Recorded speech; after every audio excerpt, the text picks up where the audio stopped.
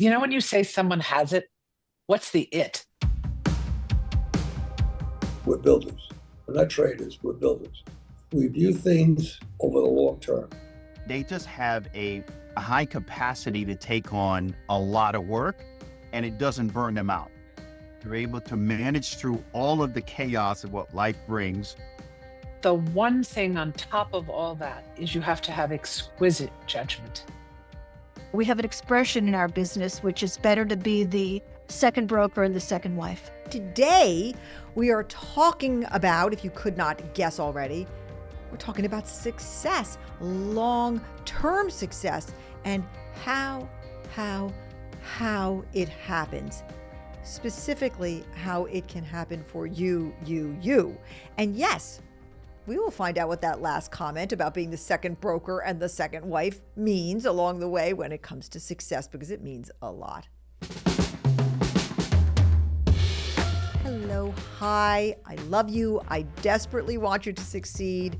This is Suzy Welch, and this is Becoming You. Oh my God, what an episode we have today, because lucky you do not just get me and my big old opinions, but you are going to hear from some of the smartest, wisest people I know, very, very successful people who have spent their careers around other successful people. Because the question at the center of today's episode is, what accounts for long-term sustained success? I am talking, by the way, and to be very clear, about professional success today. Now, believe me when I tell you, I know that success comes in a lot of packages and varieties. Some of the most successful people in the world do not work in business. They are elementary school teachers. They run nonprofit groups. They're nurses. They're artists. They're bodega owners. They're dog walkers. God bless the dog walkers. Or they do their work at home, taking care of other people like their kids or their parents. I get this. I revere this. I respect it. But our podcast today is talking about success for a very specific group of people in the workforce, those who work in organizations and who would like to thrive there. People who like the feeling of what we call seen achievement, if you will. People who want to be able to say at some point in their lives, I had a successful career. Now, as a disclaimer, right off the bat, I want to say that you may listen to this podcast and say, everything you're talking about with success, Suzy, this is too much. These secrets are too hard. They're unattainable. I can't be all these things, and I can't do all those things. Bye-bye. To which I would say, I hear you. I get it. Success is hard. It's hard by definition. Otherwise, everyone would be successful. There wouldn't be a word for it. And success is not only hard, it can take you a super long time to achieve. It can take your whole life. People still, sometimes they say to me, you're such a success. And I think to myself, am I? I'm 65. And so here's what I want to say. Please listen to the advice and the opinions ahead with a learner's heart, okay? Almost every secret of success that I talk about and our guests talk about today can be developed with time and practice and intention. And the point of this podcast is not to scare you, but to inform you and inspire you. Now, when we started talking about this podcast over here at Becoming You HQ, thought was that I would just opine on, well, as usual, what I think, because I have very strong views on success, and I think there are three very distinct drivers of long-term success. I do. 3, I teach them. I believe in them so strongly. I mean, I've created a theory about it. It's called the PI theory of long-term success, and I teach that theory at NYU Stern School of Business, where I'm a professor of management practice, and I have it in my book, and I give speeches about this theory, and I created a tool to actually measure yourself in terms of this theory. I mean, I am all in on the PI theory of success. But as we were planning this podcast, you all won the lottery because one of my producers said, well, why don't we ask other successful people what they think, Suzy? And I agreed immediately, by the way, that was a great idea. And so I wrangled 5 incredible folks to opine on this as well. And maybe at the end of the podcast, you will agree with all of them more than you agree with me, or you will agree with all of us, and you will decide. But first, let me pause before we get off to the races here and say hello and mention that Becoming You is the podcast designed to help you figure out what to do with this thing called life, to quote the late, great artist Prince. This podcast is called Becoming You because it's based on a class I teach at NYU Stern about a 3-part purpose discovery methodology. You can hear all about that methodology in episode 46, and I hope you do if you are new to the podcast. And by the way, if you are new, honest to God, I am so happy you are here. Thank you. Now, let's get talking about success. I'm going to go first with my theory. I just am. It's my podcast and whatever. Let's start with me. So, the facts are, I have been a long time student of success. First, over my career as a business journalist, a large portion of my career, I've been able to interview some of the world's top leaders: Jamie Dimon, Michael Eisner, Warren Buffett, Ursula Burns. The list is very, very long. And then, well, there's the small fact that I was married to one of the most successful CEOs in the history of business, my late husband, Jack. But I've also been a literal student of success as the editor of the Harvard Business Review and as an academic. I've read probably hundreds of research papers about the drivers of success. Good and bad, by the way. Many, many papers. Finally, one day, about 4 years ago, I put it all together, as I said, into a theory, which I call the PI theory of long-term success. And it goes like this. Long-term success, sustained success, is a function of the quality of your relationships with people. That's the P in PI. In other words, you have authentic, trustworthy, mature relationships with people. You're honest, you're good, you're likable, you're kind, you're real, you're not transactional, you're a decent human being, and you're a friend. And by the way, this is not about the number of people you're friends with, the size of your network. This is about the quality of your friendships and relationships. Then it comes to the quality of your ideas. That's the I. Do you have thoughtful, original ideas consistently? Now, this doesn't mean you have to be a genius. No, you don't have to be a genius, but you have to be listening. You have to react. You're engaged with the work. You care about the work. You're on top of it. And there's this part of it as well. If you're not spewing creativity yourself, if you're not an idea factory yourself, that at least you are shepherding other people's ideas forward. When somebody comes up with an idea, you ask questions about it, you move it along, you help it progress. In other words, in one way or another, your brain is fully in the game. And now let's get to the E in PI. It's execution. E, what is it all about? It means you get stuff done. You finish what you start. You do what you say you're going to do. You deliver early and beyond expectations. Oh my God, you cannot believe how much this matters. Okay, but you put these three together, quality of your people relationships, the quality of your ideas, and the quality of your execution, and you're going to succeed eventually. You are. You're going to be unstoppable. Again, this can take years. It can take decades, but P and I and E should be on your mind along the way. If success matters to you, they should be on your mind like beacons leading you forward. And you need to be asking yourself along the way, how am I doing on these three dimensions? How am I with people? What's the quality of my relationships with people? Am I transactional? Am I real? Am I authentic? Do people want to see me a second and a third and a fourth time? Am I trusted? Do I have high emotional intelligence, as they say? And how are my ideas? Am I original? Do I have ideas? Do I engage with the things that people are talking about and thinking about and sharing? Do I offer my ideas? Do I ask questions to open up other people's ideas? And how's my execution? Do I get things done? Do I get them done on time? Do I get them done above expectations? Do I do what I say I'm going to do? How am I on all those three? Now, you may be doing great on all three, P, I, and E. Maybe you're patting yourself on the back and you're just cheering. Or you may be falling short. And now look, you can ask other people around you for their very blunt opinions. You can go find three people you really trust, and you can say, how am I doing in terms of my relationships with people? How am I doing on my ideas? And how am I doing on my execution? You got to hope that they look you right in the face and they answer you. That's one way of doing it. You can evaluate yourself, and you can ask other people you trust. Or frankly, you could do what the students in Becoming You do at NYU. They survey up to 40 people who know them anonymously with the Pi 360 feedback tool, which I invented for this exact purpose because it drove me out of my everlasting mind that this tool did not exist.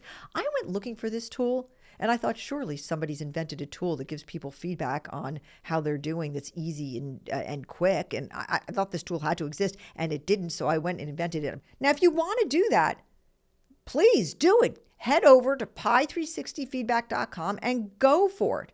It's not free. It costs $12.99, about $13, by the way, which I understand is not free. I wish it could be free, but it wasn't free for me to develop it. And I still love it at that price. It's cheaper than anything around, and it could save you like a decade of figuring it out on your own. So I think I kind of think it's a deal. But you don't have to do it. And regardless, whether you go use Pi360 or not, my point is exactly the same. And my contention is that long-term success comes from your long-term commitment to great, robust, real relationships, great, consistent, meaningful ideas, and getting stuff done. Immaculate execution, all right? No one, by the way, is perfect at all of these things because we are all #human beings. But we can always be trying to be better. And that's what really counts. That's how you get there, always trying. Now, with all that said, I am not alone in having a theory of success, all right? And we're about to hear from some very smart people who I really trust and really revere about their ideas about what accounts for success. And we'll be hearing from them after a short break.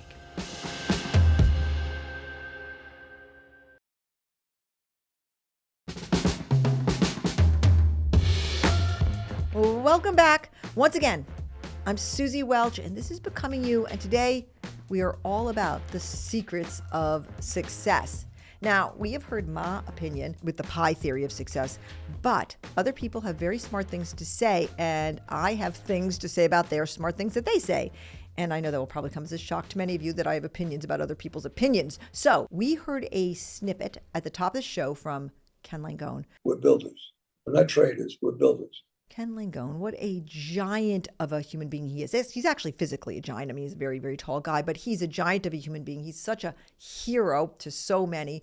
Ken, who I think he turns 90 this year, he came from extremely modest beginnings, very working class beginnings. And he went on, he was a voracious entrepreneur. He failed a whole bunch of times. And then he found a company that you may have heard of, Home Depot. He turned around and became a massive philanthropist who has funded so many incredibly important causes. He is the reason why NYU's medical school is completely now tuition free. When I called him to talk to him about success, the first thing that he said right off the bat, you already heard, which is that successful people share one quality basically, and that is that they are not about succeeding fast, which is really good news, isn't it? They are long-term builders of things. They see things strategically. Now, a little bit later, Ken went on to note that successful people generally are not about the money. Let's listen to him talk about that. And by the way, please pardon my French in this exchange, if you would. We view things over the long term. Thing you think about. If I'm building a company and it's doing very well and it continues to do well, no matter what I have, it'll be worth a lot more than if I'm focusing on what it's worth and not worrying about how I'm going to get there. Right. So going to say they're not thinking about the money, right? Suzy, the money comes back. Jack never expected to be the awesome. Jack uniquely did not give a shit about money. He didn't. But Jack was focused on how do I make my businesses better? What do I do to single us out from everybody else? Look at what he did with it. He drove. Building a business, being strategic. And there's that quote where he says, what do I do to single us out from everyone else? I think all of that falls into the ideas part of pie.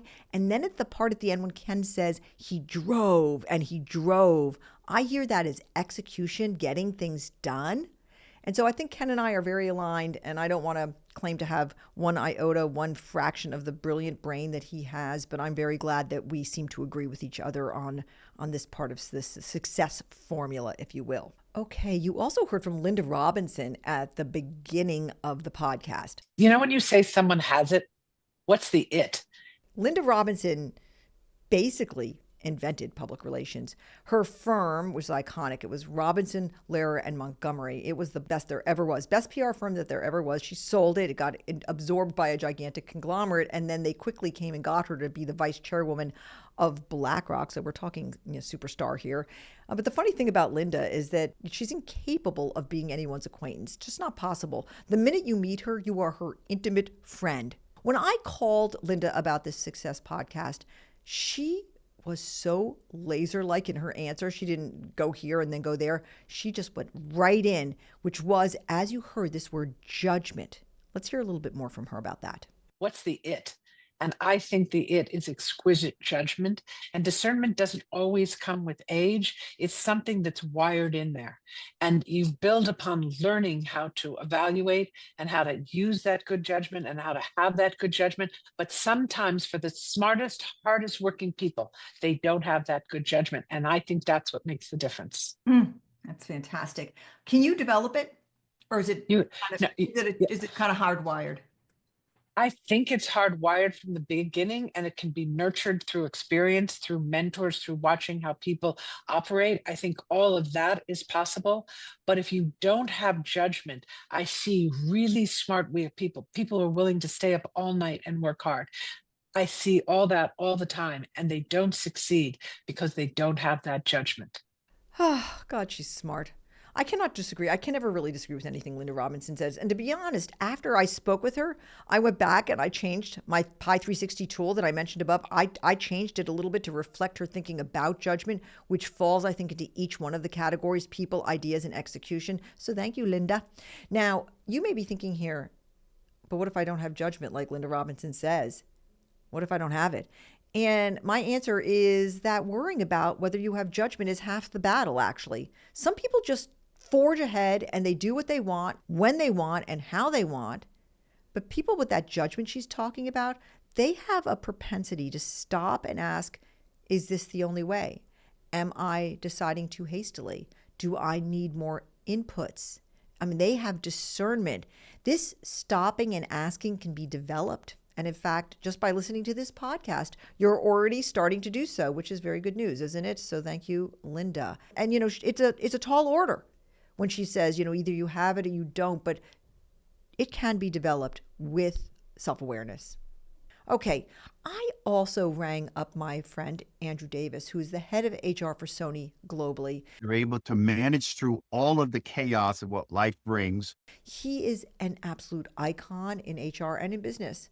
And he's also been around icons his entire career as well. Andrew started his life in Jamaica, and his career, like the career of any successful person, has not been without its challenges. And I think that's what gives him the heart he has for inclusion and for people who are facing health battles. When I met Andrew, I met him on the train, the Amtrak. I was going down to teach an NYU's program in DC, and there was this guy sitting next to me, and he was watching the Dolphins, which are my favorite football team, on his laptop, and I just butt my head in and started watching it with him. And he turned, this is just so Andrew, he turned his computer towards me so I could see it better. The rest is history. You heard a clip from Andrew Davis about multitasking. But I want to be clear that he said some other stuff first. He did. He mentioned relationship management, which he defined as being great with meeting people where they are, being great at listening, which is also part of people management. He mentioned resilience and emotional maturity, all part of the P part. He mentioned authenticity. These are all very true. And as I said, the P part of PIE. But the thing that he said that I loved the most is captured by the E part of my theory. They're able to, even when they get knocked down, they have such a incredible ability to get back up and to deal with multiple things at once. I think about the things that you're dealing with, right? And the things that you've got to manage in terms of, your work life, your home life, university, your books, podcast. They can juggle so many, but they're able to manage all that in a very manageable way to make that stuff successful for their lives. So I'd say resilience, I'd say relationship management. And if there is probably a third, is authenticity. You're able to manage through all of the chaos of what life brings, to solve other people's problems, take care of their problems, and still be okay. There's something innate into someone's mind, heart, and ability that they can actually take on so many things and have these big shoulders to take on the world, but it doesn't feel like they have the weight of the world on their backs. I just think what he said is so, so true. As he was saying it, I was nodding and nodding. And I think the question for today's podcast, is it true about you? Now, maybe what Andrew just said is the place in this podcast where you're thinking, well, I'm doomed. I can't do what he's saying, the juggling of a million things at one time, having the world weight on my shoulders and not feeling it. But I wouldn't get fatalistic about it. And I don't want you to get fatalistic about it. Again, this podcast is meant to inform and inspire you. No one starts out with the kind of capacity that Andrew was just talking about. He wouldn't say that. You can develop it with awareness. Like, hey, I need capacity. I need to develop those muscles. And you can do that with deliberation and practice. So I hope we're all good. This is not meant to exclude you from success. It's meant to open your eyes and your arms to what success involves. Now we're coming to the second broker, second wife comment from the top of the podcast. But first, I have one other input which I really want to include, and it comes from John Byrne, who was the longtime editor of Business Week magazine, where he had an absolute front row seat on the world's most successful leaders. And then, if that was not enough, he himself became a very successful entrepreneur and leader, launching and running Poets and Quants, which is a platform that covers the MBA world. So when I asked John, his first answer to me about success was immediately execution. Table stakes is simply delivering on what you commit to. Then he went on to mention relationships, especially in terms of building long-term allies, to use his word, that protect you and make work fun. But then he said something else. I mean, I think there's one other thing, and we've seen it in a number of people that we both know, and that is have an outsized passion for what you do. You love what you do. Yeah. You'd almost rather do nothing except that. You live, you breathe it. Yeah. You go home at night, you think about it. Your mind is always working about how you can do things better. Yeah. And you're sharing those thoughts with a bunch of people who act as sounding boards. And it is all consuming, and maybe a lot of people don't want to hear that. But if you really want to be incredibly successful, and we're talking like uber success, you got to live it, you got to breathe it every single day of the week. Honestly, I'm not sure that's explicitly in the pie theory in any way, but it's in there implicitly. I think it is. Passion is what drives you. It drives you towards being great in your relationships. It drives you in terms of coming up with great ideas. It drives great execution.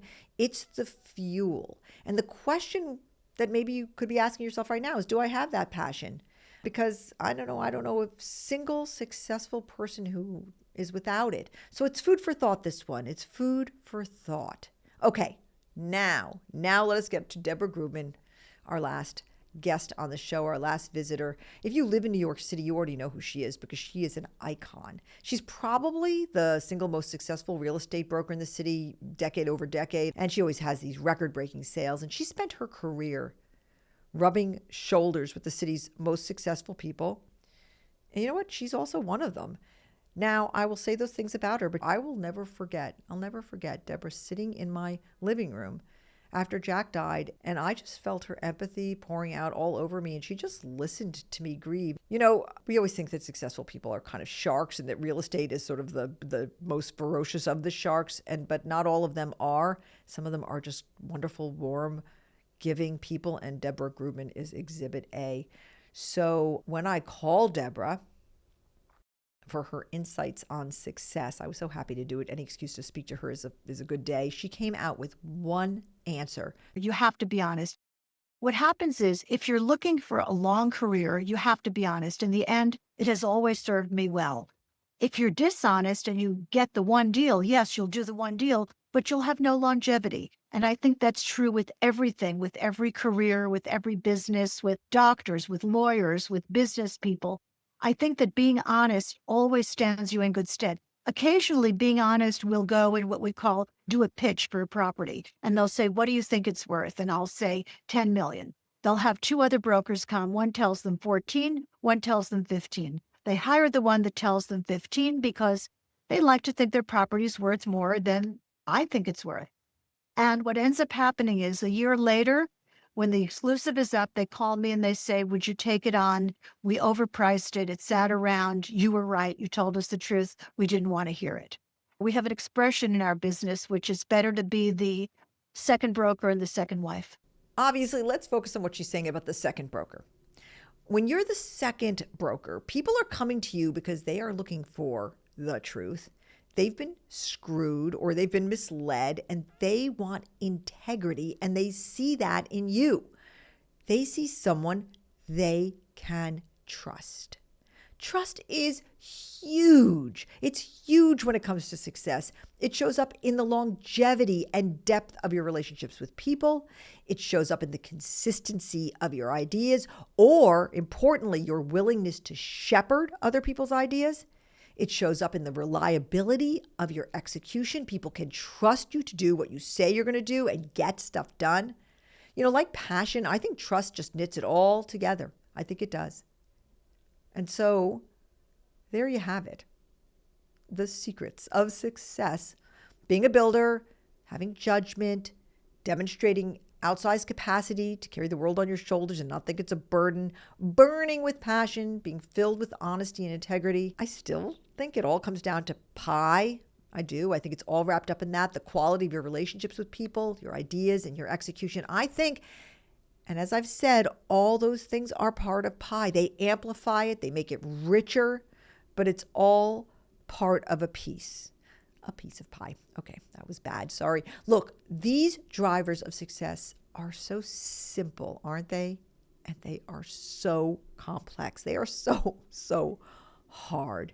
You can't possibly have all of them right now. You can't. Nobody knows that's all of them right now, but you can have them as goals. I said that before, and I want to say it again. The point of this podcast is not to scare you, intimidate you, make you think you're never going to be successful, but to inform and inspire you. Now, I want to say before we close that I know that there are people out there right now who are asking, well, what about luck? Isn't success all about luck? I hear this every single time I talk about pie. Isn't it all about luck? And I know some of you are going there in your heads, but here's my thinking from experience, by the way. Luck is real. I've been the beneficiary of luck. But over the long term, luck tends to cancel itself out. You have good luck and then you have bad luck. Over decades, luck evens out generally over time. But the levers of success that we talked about today, they are not a wash. They are real. And if you want real success, they are yours to grow into. Maybe not all at once, maybe not today, but over your life, slowly and surely, with deliberation and with intent, so that if you yearn for success, you can find it and become the you that you want to be.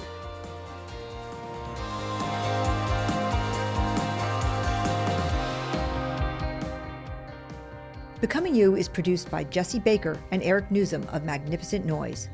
Our production staff includes Muskan Nagpal and Kristen Muller, with help from Eliza Zinn, Hallie Reiner, Maddie Paul, and Tanya Joji.